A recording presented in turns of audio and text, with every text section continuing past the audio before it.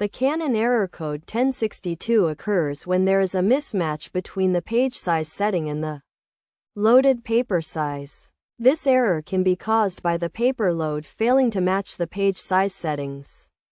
To resolve the issue, start by clicking OK to clear the error.